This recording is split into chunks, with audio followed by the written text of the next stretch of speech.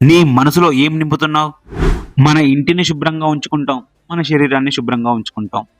కానీ మన మనసులోకి ఏం వెళ్తుందో ఎప్పుడైనా గమనించామా? చాందోగ్య ఉపనిషత్తు ఒక చిన్న మాటలో ఒక పెద్ద జీవిత సత్యాన్ని చెబుతుంది. ఆహార శుద్ధి. సత్వ శుద్ధి.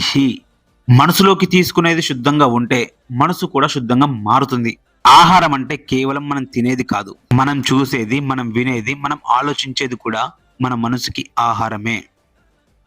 ప్రతిరోజు కోపాన్ని చూస్తే కోపం పెరుగుతుంది, ద్వేషాన్ని వింటే ద్వేషం పెరుగుతుంది, మంచి మాటలు వింటే మనసు కూడా మెల్లగా మంచి వైపు నడుస్తుంది.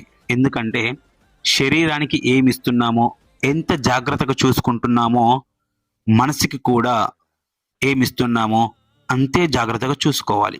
ఎందుకంటే మనసులో నాటిన మన ఆలోచనే రేపు మన మాట అవుతుంది, మన మాటే మన పని అవుతుంది, మన పనులే చివరికి మన జీవితాన్ని తయారు చేస్తాయి. కాబట్టి నీ మనసుకి కూడా మంచి ఆహారం పెట్టు, అది జీవితాంతం నీతోనే ఉంటుంది.